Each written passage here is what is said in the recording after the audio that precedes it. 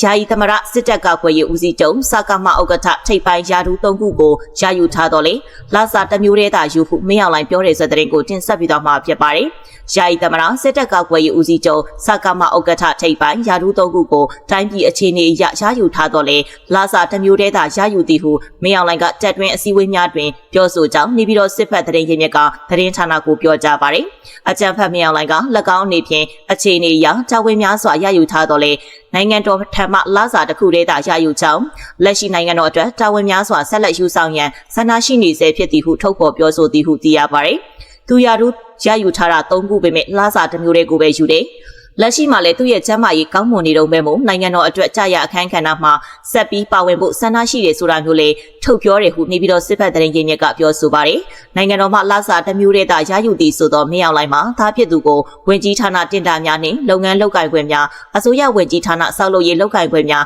ချထားပေးပြီးတာဖြစ်သူအောင်ပြေဆုံးကလည်းဖုံးမြက်ပြေဆုံး Sky One မြန်မာစစ်သူကြီးမင်းတရားကြီး One Sky Trueco အောင်မြင့်မွန်မင်း Insurance Company Azura Beach Resort A&M Maha Company Limited ငိမ့်ချမ်းပြေဆုံး Manufacturing Trading Company Limited စသည့်အမည်ပေါင်းစုံဖြင့်မြန်မာနိုင်ငံ၏စီးပွားရေးလုပ်ငန်းများနှင့်နေပယ်များစွာတွင်လက်ဝက်ကြီးအုပ်လုပ်ကိုင်ခွင့်ရရှိနေကြောင်းပြည်တွင်းစီးပွားရေးအတိုင်းဝိုင်းထံမှသိရပါသည်စစ်တပ်ကတို့အပတ်စဉ်19ကျောင်းစဉ်မင်းအောင်လှိုင်မှာအသက်80ပြည့်ပြီဖြစ်တော်လဲစစ်တပ်ဦးစီးချုပ်ရာထူးမှအနားယူခြင်းမရှိသေးပဲယာယီသမရစစ်ကော်မရှင်ဥက္ကဋ္ဌရာထူးများကိုပါတပါးတည်းရယူထားခြင်းဖြစ်ပါတယ်